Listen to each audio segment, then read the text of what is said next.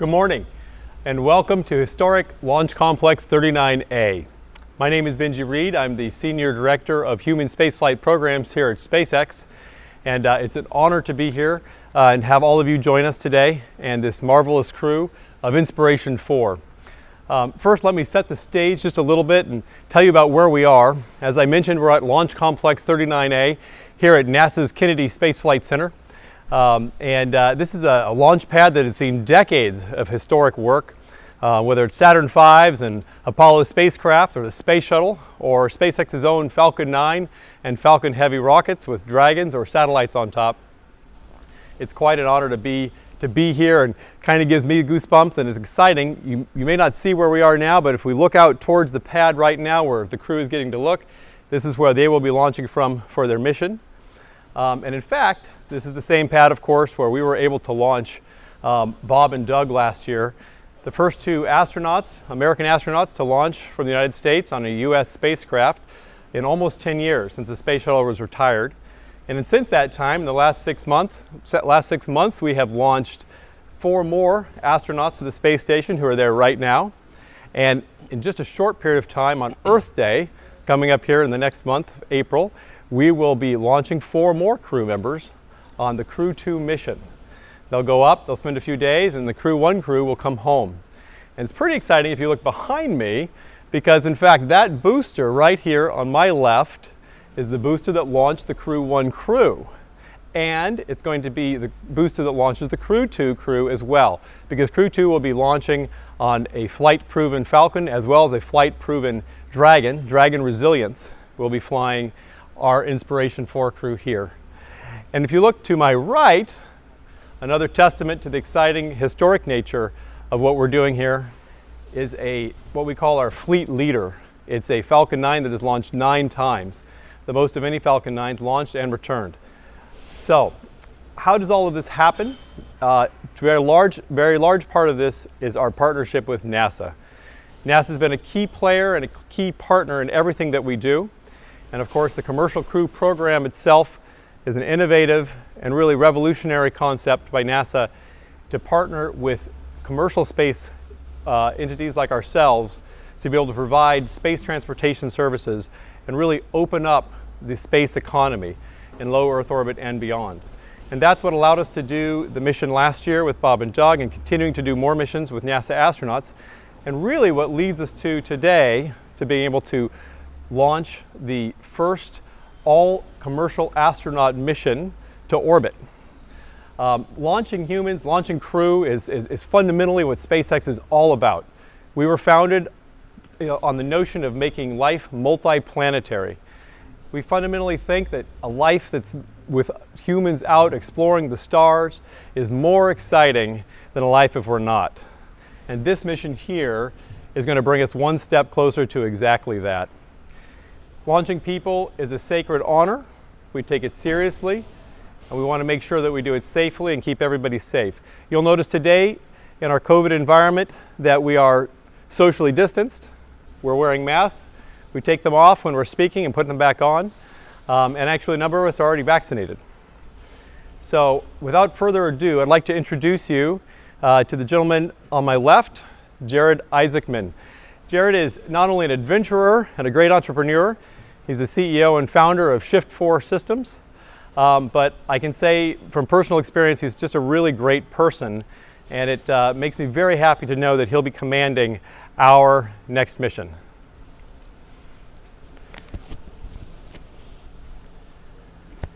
Thanks so much, Benji.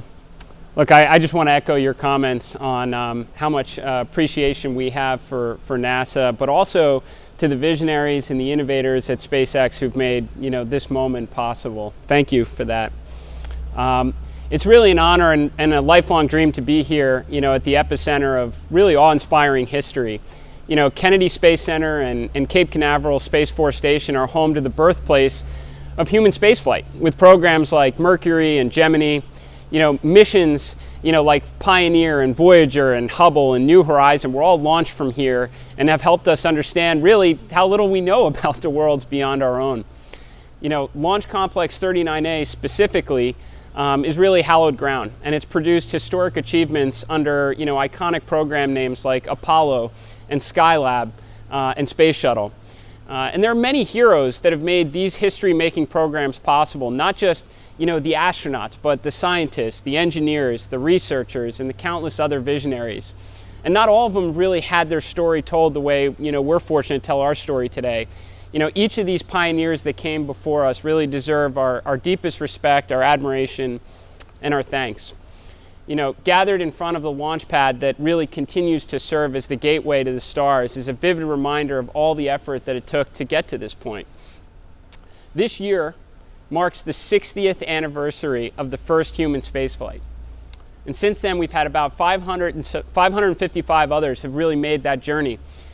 These are legends that are known to all of us, like, Alan Shepard and John Glenn and Neil Armstrong, Buzz Aldrin, Jim Lovell, Sally Ride, and so many others. And thanks to them and all the heroes that have really supported them, a new era of spaceflight has finally arrived.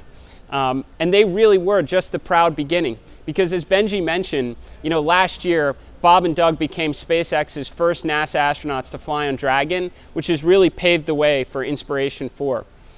As the first all-civilian mission to space, we are taking that first step towards fulfilling, the SpaceX vision that Benji just talked about, which is that the world is a more fundamentally interesting place when everyone can go and journey among the stars. Our goal is to inspire the world in the same way that the heroes of NASA, and now joined by the heroes of really all the SpaceX people around us, inspire all of us. This is why, on behalf of the entire Inspiration4 crew and the team that's supporting us, I'm proud to dedicate our mission to them, to the tens of thousands of space heroes, known and unknown, who have come before us, and the thousands that are now supporting us today. Our goal is to have a world, we owe them all a really immense debt of gratitude. Inspiration4 will never really forget that we truly stand on the shoulders of giants, and we're deeply grateful. From the beginning, Inspiration4 is set out to inspire the world as to what is possible in space, but also what we can accomplish here on Earth. We set out to achieve that through the crew selection process and how they will all represent our mission pillars, but also through a cause that I know we all feel really deeply passionate about in defeating childhood cancer, and the organization that we're supporting in that effort, which is St. Jude Children's Research Hospital. I want to take a moment to thank all the scientists, the researchers, the healthcare providers, and all those that support them. You're truly in the fight every day, the same as the families who are going through these hardships. And you also have our deepest respect, appreciation, and unwavering support as you work towards achieving such an important goal. So I believe that history will record Inspiration4 as a pivotal moment in space exploration, as another important step towards humanity's next great rendezvous with destiny out in space. I believe that for a number of reasons, but most important because of the people you're about to meet. We promised a crew representing some of the best of humanitarian qualities, exemplifying our mission ideals of leadership, hope, prosperity, and generosity. And I'm pleased to report that we've accomplished that goal. And with that, let me introduce you to the rest of the crew of Inspiration4. The crew members that are here with us today share Hayley's passion and dedication towards adventure, exploration, and inspiring others. They're not only great representatives of the pillars of prosperity and generosity, but they have their own unique connections and background to space, as well as a genuine interest in the well-being of others. First, I'd like to introduce you to Dr. Sian Proctor, our crew member who represents the mission pillar of prosperity. Dr. Proctor grew up with a front row seat to space as her father worked as a NASA contractor. She is here because her passion for space exploration shaped her career. Her Space to Inspire artwork is featured in postcards and posters. She took her Space to Inspire idea to the Shift4 Shop platform as part of the contest we held for the Prosperity Seat, and she blew us away. And I know she blew away all of the judges that were part of the independent panel with her submission. She's also a fellow pilot, an experienced educator, and a dedicated explorer. She will serve as Inspiration4's mission pilot. Dr. Proctor. Thank you, Jared. And thank you to everyone out there that's watching and listening today. It is such an honor to be part of the Inspiration4 crew and to go on this journey. And I like to think that space has been in my DNA. I was born on Guam, and the reason why is because my father worked at the NASA tracking station during the Apollo missions. And I grew up with all of this space memorabilia, such as Neil Armstrong's autograph to my father, thanking him for all his help for Apollo 11. And so when I think about sitting here and what we're going to be doing with Inspiration4, I can't help but to think about my father's legacy, and as Jared mentioned, my desire to share my love of art and poetry through my Shift4 shop, which is my space to inspire, and how I can get others around the world to just use their unique space to inspire those within their reach and beyond. And as I go on this journey, I just am so thankful and appreciative to be able to share my inspiration and my goal of prosperity through creativity with all of you. Thank you, Jared.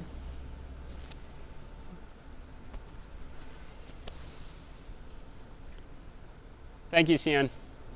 I'm also pleased to announce Chris Sembroski, who will represent the mission pillar of generosity. Chris is here because he donated to the St. Jude Children's Research Hospital sweepstakes and was selected from almost 72,000 entries submitted during the month of February. I'm proud to share that over the past 2 months, we've helped drive a significant amount of donation to St. Jude Children's Research Hospital to accelerate the research and maybe someday end childhood cancer here. And this fundraising effort is really far from over. We'll be continuing throughout the year. Chris works in the aerospace industry and is actually a veteran of the U.S. Air Force. He will serve as our mission specialist while helping to encourage others to support the St. Jude fundraising goals of our mission. Chris? Thanks, Jared. Good morning, everyone. It's truly an honor, and it's exciting to be here, sitting here in the view of Pad 39A, and to be a part of this Inspiration4 crew. And as Jared mentioned, I work in the aerospace industry, but I've been tackling problems here on Earth and helping find answers inside of data that no one had the answers to yet. So I've been taking on challenges for a long time, and I've been inspired to pursue those passions from a young age, from launching rockets with my dad in elementary school to having late night astronomy sessions on the rooftop of my high school. That drive to be a part of space and rocketry has always been there. And I was a space camp counselor here in Titusville, and I was actually able to help tour my campers around facilities around this complex here at Kennedy Space Center in an effort to inspire them and to pursue their passions in science and technology, using space as that driving force behind that. And now it's an incredible opportunity that I have to take that message to a wider audience, to inspire more people to share their talents and gifts with the world and show kindness to one another and be generous with each other. And as I go up into space, that's the message I hope to bring back.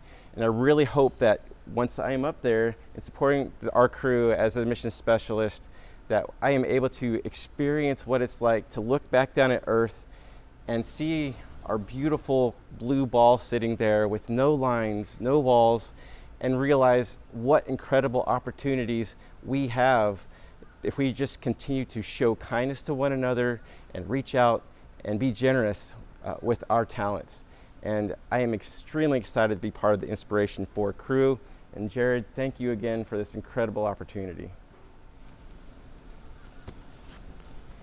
Thanks, Chris. So the world has had an opportunity to get to know Hayley Arceneaux a little bit in her Inspiration4 story. But for those that aren't familiar, Hayley battled through cancer as a child and was treated at St. Jude Children's Research Hospital. She's now a physician assistant working at St. Jude, and she's helping other children face the same challenges that she conquered some time ago. Hayley represents the mission pillar of hope, and she's also our medical officer. Hayley? Thank you, Jared. It's a pleasure to be here.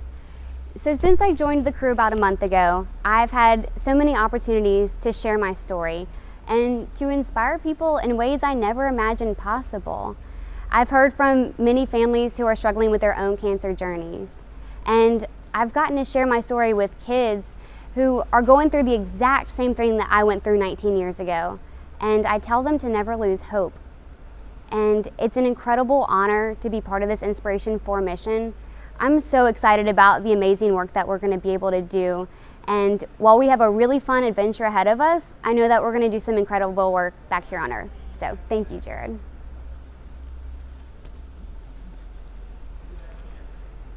Thanks, Hayley. This is such a talented and inspiring group of individuals, and I really feel so fortunate to be able to lead them on this historic mission. So now that you've met the Inspiration4 crew, let's talk about what we plan to do on our mission. So starting tomorrow, the entire crew will train for the very first time together. We'll be going through centrifuge training, and we're going to simulate nominal and off-nominal launch and re-entry profiles in a centrifuge. So that's going to be very cool. Then over the next 6 months, we're going to receive training by SpaceX in the launch vehicle, the spacecraft. We're going to have orbital mechanics academics, operating in microgravity, high gravity, zero gravity, and other forms of stress testing. We'll go through emergency preparedness training, spacesuit and spacecraft ingress and egress exercises, as well as partial and full mission simulations, and more in preparation for our launch day just later this year. So I can confirm we are targeting no earlier than September 15th for the launch of Inspiration4's mission right here from historic Launch Complex 39A on a flight-proven Falcon 9 and Dragon spacecraft. In fact, the Dragon spacecraft that we're going to be flying on later this year is the same one that's currently attached to the International Space Station supporting the Crew 1 mission known as Resilience. Once Dragon returns the Crew 1 astronauts back to Earth, the SpaceX team is going to inspect and refurbish the spacecraft ahead of its next flight on our mission, again, later this year. The duration of the mission is going to be approximately 3 days, and we're targeting an apogee of approximately 540 kilometers, which is flying really further than any human space mission since the last servicing of the Hubble. SpaceX is also developing something new in good SpaceX form to impress us all, which is a new glass window similar to the cupola that's on the International Space Station in place of the forward hatch and docking adapter, since our mission will not be docking at the International Space Station. And I think some of you will be able to see a rendering of this engineering marvel probably on your screens right now.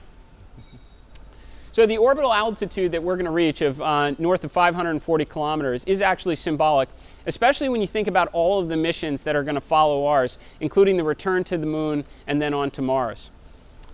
Additionally, we have reached out to a number of organizations to identify scientific research and other payload opportunities that our crew can support while we're on orbit. And I look forward to sharing some of those details with you a little bit later on. And with that, I'd like to hand it back over to Benji at SpaceX for some Q&A. Absolutely. Wonderful to have you all here. It is an inspiration. We're going to use that word a lot on this mission, and it is. It's just awesome to see you all here. And as I mentioned before, just knowing Jared, he's a great person, and I can see that the team that we have here is a group of great people. So without further ado, let's open it up for Q&A. If you would like to ask a question, please press star, then the number 1 on your telephone keypad. We will pause for just a moment to compile the Q&A roster. Your first question comes from the line of Jeff Faust from Space News. Your line is open. Hey, good morning, everybody. I wanted to ask either Jared or Benji a little bit more details on why you chose this specific mission profile, this altitude, the 3-day duration, and also the September 15th date, how that factored into all the planning for this mission. Thanks.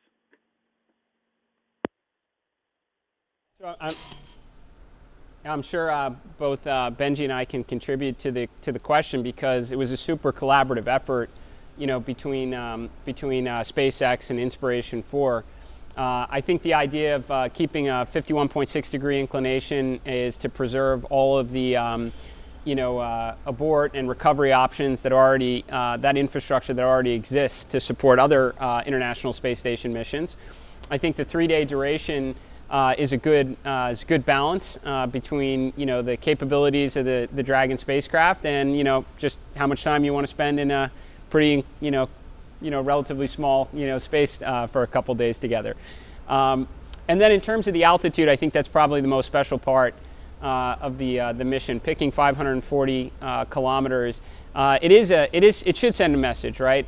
It should say that we've been executing really well on International Space Station missions for some time now, but we're ready to go back. We're ready to go back to the moon, and we're ready to go beyond the moon to Mars. So I think kind of extending out a little bit farther than where we've been for some time right now is a good step in the right direction. I'll add to that just for a moment. One part of Jeff's question there was the date, and I think it's important to note that one of our primary needs and goals is to service the space station, ensure that there is a constant crew up there doing all the great science that they do. So our next launch coming up, and a mission that in my mind we're already in, is Crew 2 mission, and of course Crew 1 mission is there. And following right on the heels, coming up in the fall, will be the Crew 3 mission. So as we look at that as being our priority that we need to set, we work closely with Jared to talk about dates and readiness for this crew. This crew, we believe the training will be able to be ready by September, as well as the Dragon that will be returning home from Crew 1. The refurbishment of that Dragon will be ready in time. So it works out very well with our manifest. And it's an exciting thing too, right? Because we're starting to move into that era of human space flight where we need to balance our commercial and our government manifest, just like we do with satellite missions, and as we've done before with cargo missions to the space station on Dragon. Now we have commercial missions to start balancing in that as well.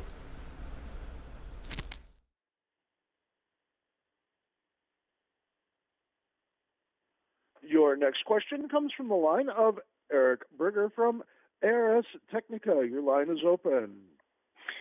Hi, good morning, and thanks for doing this. A couple of questions. First of all, for Benji, it looks like you've got about a 5-month turnaround, or potentially even less, on this Crew Dragon Resilience. Is that kind of at the limit of what SpaceX can do in terms of refurbishment, or do you hope in the future to be able to go faster? And then for Jared, I'm curious how you see this mission slotting into the long arc of space tourism. We always had fits and starts with Soyuz orbital missions and things like that, but what kind of message would you like to send to the millions of people who would love to go into space and who would be alongside the two people, Sian and Chris, who joined your crew today? Thanks.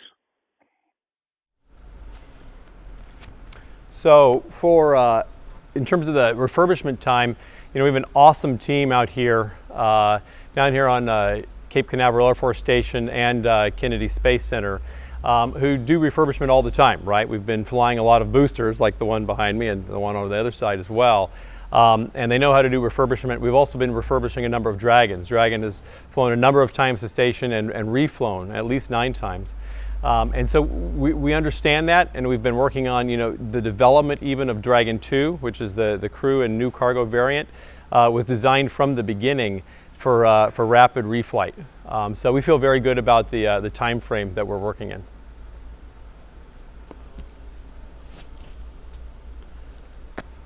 Thank you. And to answer the second part of the question, I think we're trying to deliver an awful lot of messages with this mission. It is the first time that a global superpower hasn't sent people up into orbital space.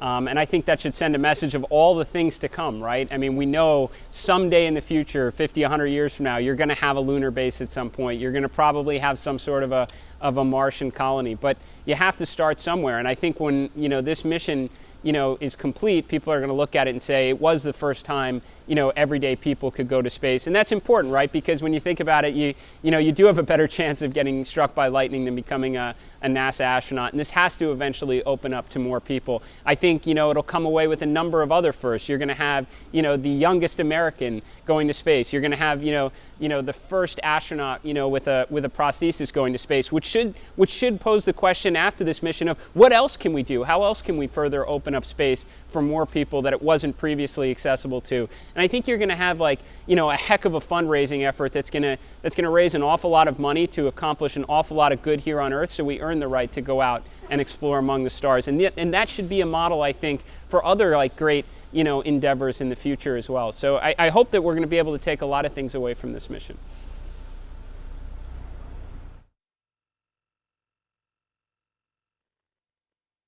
Your next question comes from the line of Marcia Dunn from the Associated Press. Your line is open. Yes, hi. I hope you can hear me. Benji, I have a question. Do you envision the SpaceX training in the Dragon on the rocket to be just like what the NASA astronauts do, or are you going to tamp this down, scale it down for the general public, so to speak? I know you got 2 pilots on this crew, but how intensive do you expect it to be? And Jared, do you want it as intensive as if this were a NASA crew? Thank you. Flying this crew safely, Marcia, as you know, is our number one goal, and bringing them home safely always. So training is part and parcel for that. So we'll be giving them all the training that they need in order to enjoy themselves and get the most out of the mission, as well as fly safely and take care of any emergencies if they were to arise. But I'll really give the rest of it to Jared to talk about training. Well, as Benji knows, because we've certainly talked about this an awful lot, like we're not cutting any corners here on this one. We absolutely, hope for the day where, you've got, fishing buddies going up into space. Like that's what this is all about, is to make, space, more affordable and therefore more accessible to everyone. But, you got to get the first mission right for all the others to follow. So, we're not taking any shortcuts with any of the training that's going along with this. Like, we want to earn this position. And I know everyone on the crew shares that as well. Like, we're all lucky and fortunate to be here, but we have to earn it every step of the way. And I fully expect at the time of launch, having looked already at what the training curriculum, looks like on the road ahead, that we'll all be like fully capable and ready to execute on the mission as commercial astronauts.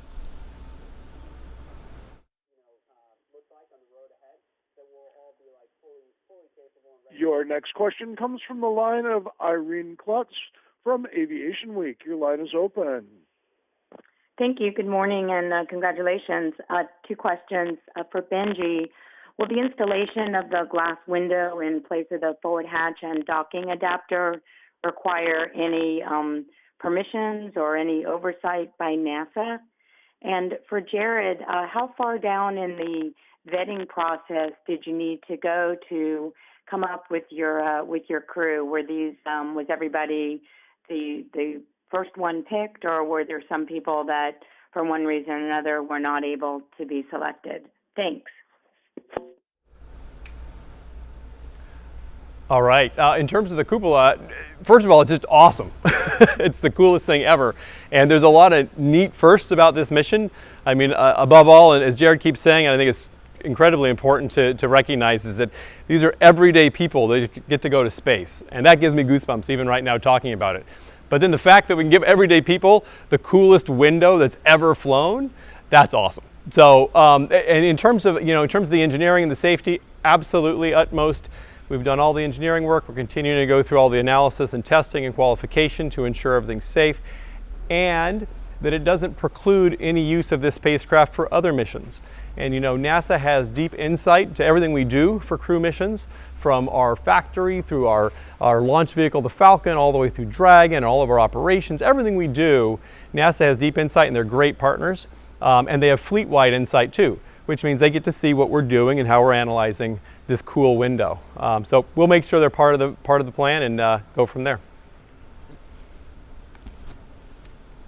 Yeah, and really good question about the crew selection process. So right from the start, I intentionally made sure I was very distanced from that process. That's why we had a third-party administrator who handles sweepstakes to specifically, oversee the generosity, crew member selection process, and why we had, 4 independent judges handle the prosperity, crew selection process. What I do know is that you had a lot of good third parties and independent, people involved in the process who followed the rules and ultimately delivered us like the best crew I could possibly ask for Inspiration4.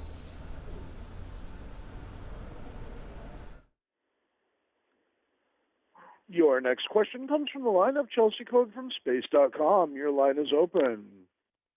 Hi, thanks so much. Chelsea Goes, Space.com. My question is for Dr. Proctor.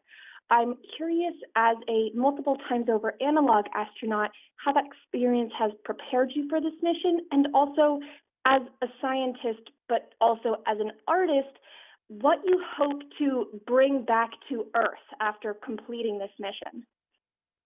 Great questions, Chelsea. Being an analog astronaut, I feel, has prepared me for this moment because I've lived in multiple Moon and Mars simulations. I actually lived in the high seas habitat for 4 months, and that mission was funded by NASA to investigate food strategies for long-duration spaceflight. And so when it comes to crew cohesion and crew conflict and how to use your strengths to get past those things, I have a lot of experience with that. And I hope to bring some of that knowledge with me to my crewmates and our mission to space. And as a scientist turned artist, I feel like I'm in the perfect position to meld both of those two things together and just share this message of hope and inspiration to the world. I can't think of anything better, like Chris said, being up in the Dragon capsule and with the cupola and looking back at Earth and being able to see all the geologic features and being able to describe what I'm seeing, the landforms and the ocean and our thin atmosphere, and thinking about the overview effect and just all of those things coming together, and then wrapping not only my scientific knowledge, but also this art and this poetry and this way of sending this message of hope and inspiration to everyone. And so that's one of my goals, is to use my space to inspire those within my reach and beyond.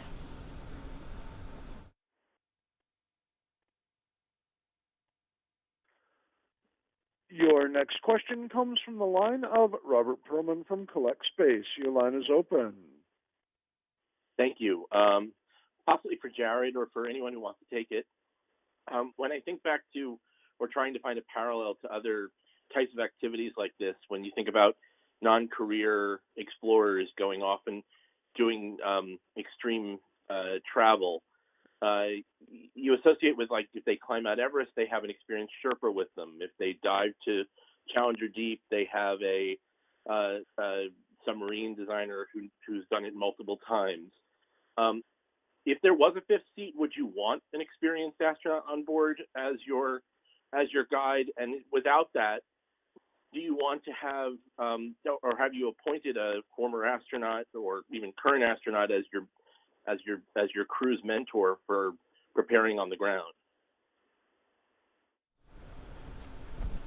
So I can start that off, and I mean, certainly welcome the input to anyone from the crew. I mean, when we were putting together Inspiration4, I mean, we could have done that, right from the start, and reached out to, former astronauts, or collaborated with NASA on some astronauts. But that wasn't what we were trying to achieve with this mission. We were trying to, send a message that everyday people can now go and explore among the stars.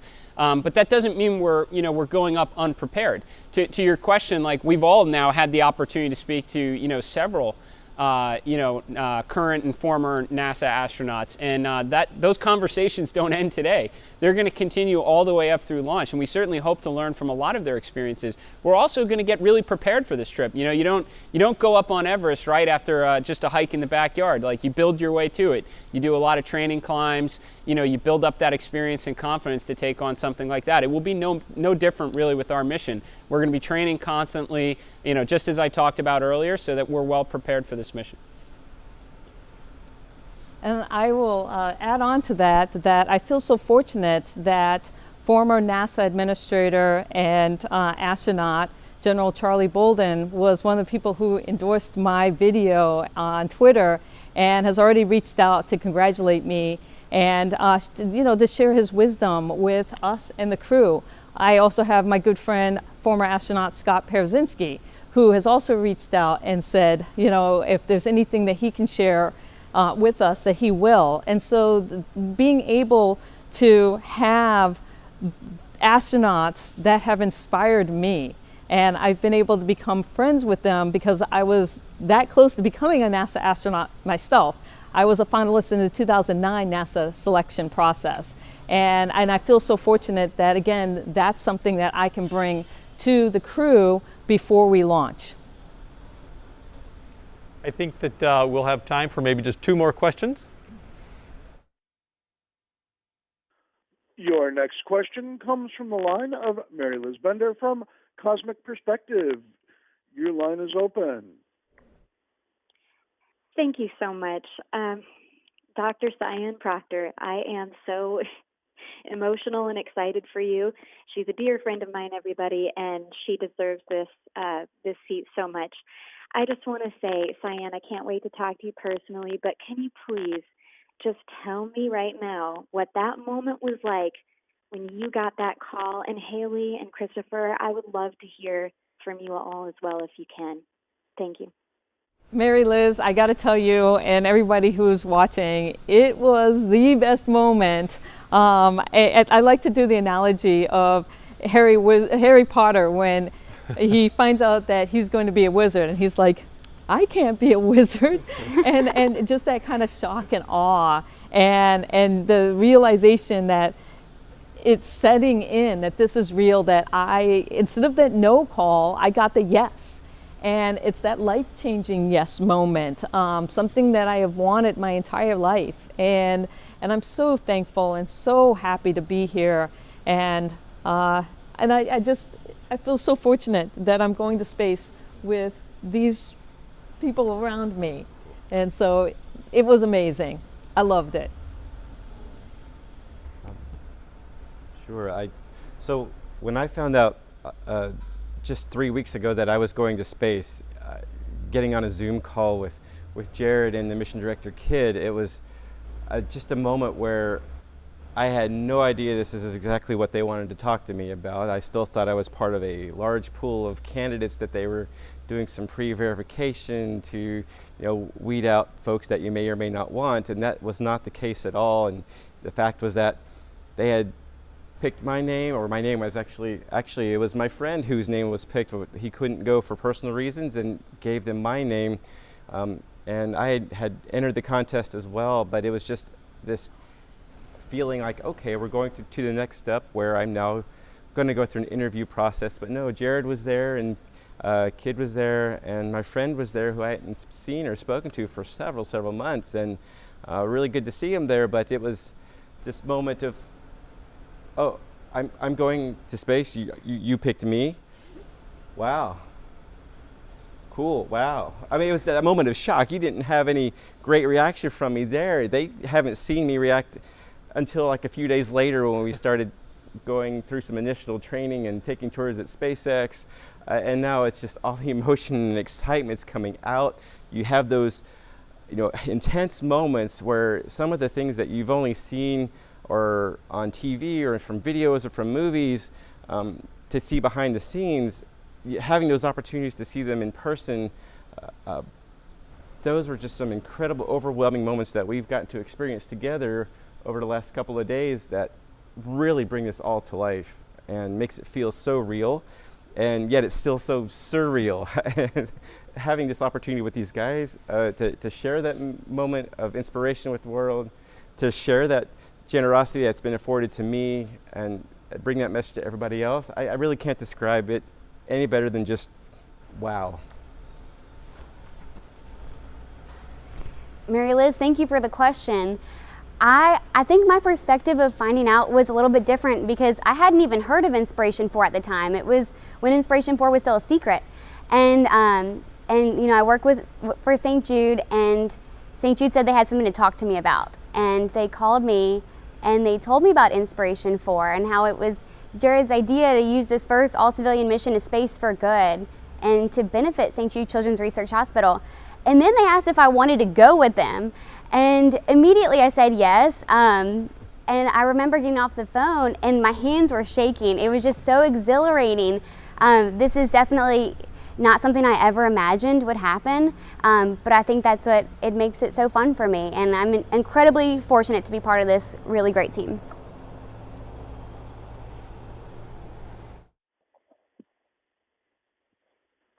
Your final question comes from the line of Alan Boyle from GeekWire. Your line is open.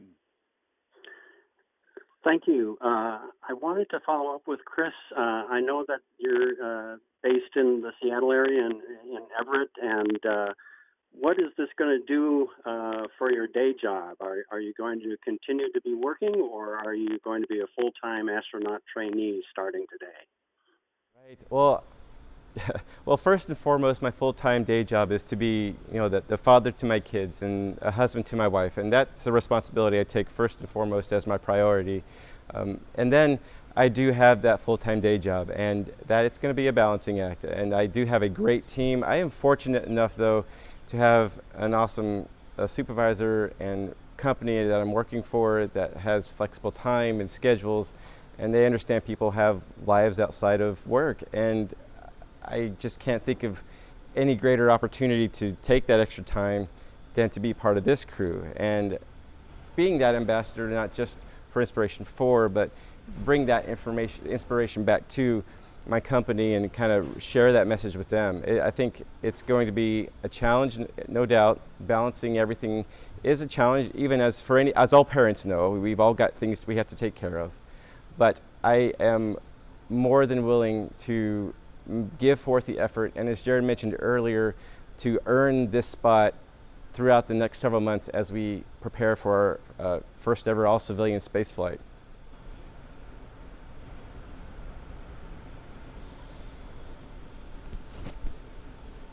Appreciate all the great questions, and I think just an opportunity to close out. I just want to express again, how fortunate I feel to have such an amazing crew.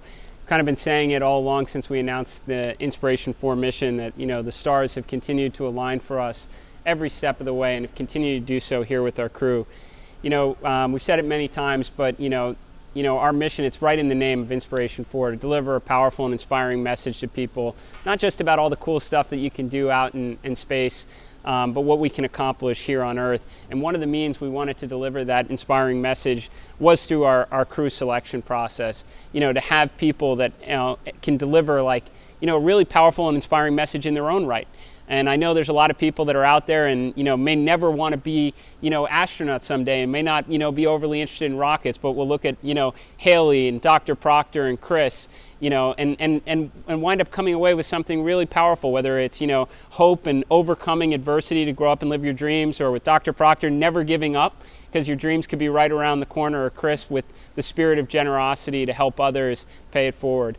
I'm just, again, super fortunate to have you all on this crew now. And in about 6 months from now, right, we're gonna be lucky enough to be looking down at a pretty spectacular view of the Earth, a view that only about 500 or so other people have done. It should be a constant reminder to us of all the things and all the good we still need to try and accomplish here on Earth.